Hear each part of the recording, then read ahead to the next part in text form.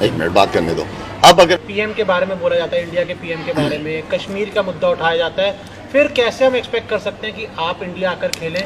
तो उन सब चीजों से भी तो फिर अच्छा, जितने लोगों ने पिछले 2 दिनों से शाहिद खान अफरीदी को गालियां दी हैं, और स्पेशली मैं उन लोगों की बात कर रहा हूं जिनका ताल्लुक कश्मीर से और उन्हें जो उनके खानदान के बारे में बोला है, सबसे पहले वो सुने कि कतर में बैठ के शाहिद खान अफरीदी कश्मीर और मुसलमानों को कैसे डिफेंड कर रहे हैं, एक इंडियन जर्नलिस्ट के सवालात के जवाब देते हुए। पहले ये आप सुने, फिर इस पे बात करते हैं।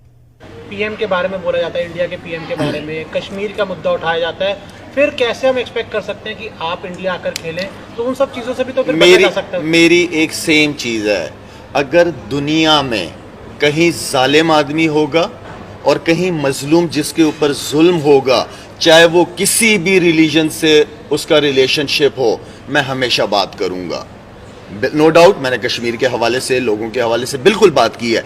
अगर कोई नॉन मुस्लिम भी होगा ना, वो पाकिस्तान में होगा या इंडिया या दुनिया के किसी कोने में होगा, जालिम जालिम ही होता है, मजलूम मजलूम ही होता है। ये सिर्फ मेरी रिस्पॉन्सिबिलिटी नहीं है, आप लोग भी इंसान हो। इंसानियत से ज़बरदस्त खूबसूरत रिलीजन कोई नहीं है मेरे नज़दीक, और इवन कि आप लोगों के नज़दीक भी यही होगा।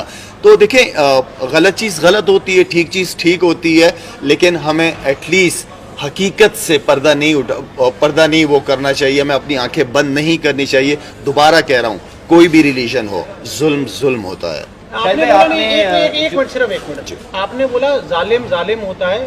जालिम की परिभाषा क्या है? कि जो अगर इंडिया के लिए कुछ अच्छा कर रहा है या फिर एक मतलब बेहतरी कर रहा है कुछ चीजों की, जहाँ पे तरक्की हो रही है, टूरिज्म बढ़ रहा है, तो उस मुद्दे के ऊपर जालिमनेस कहाँ से आ जाता है? मतलब ऐसा क्या जालिम कोई चीज हुई हो जिससे आपको लगता है कि जो ये सारी आप चीज मतलब? अच्छा, इस वक्त आप लोग ना ये टॉपिक कहीं और लेके जा रहे हैं।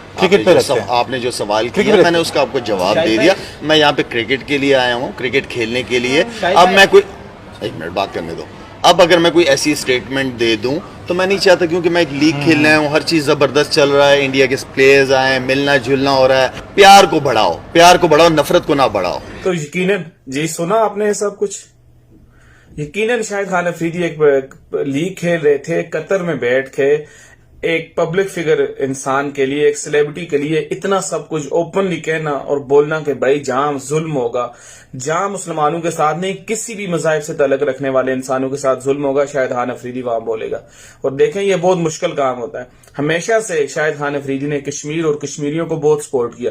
जहां उनकी जरूरत पड़ी, जहां भी कश्मीर के किसी भी जगह रिप्रेजेंट करना हुआ, शाहिद खान अफरीदी ने बहुत शानदार तरीके से किया। जहां उन्होंने कहा कि कश्मीर पे जुल्म हो रहा है, और बहुत दफा उन्होंने बात की। वो लोग जो पिछले 2-3 दिन से शाहिद अफरीदी को क्रिटिसिज्म का निशाना बना रहे थे ना, वो सोचें और देखें शाहिद अफरीदी है क्या। अगर उसने कोई बात करनी होती ना, वो सरेआम करता हो, उसको छुप के या किसी के जरिए वो बात करने की जरूरत नहीं थी। तो यकीनन आप लोगों को ठंड जरूर पड़ गई होगी।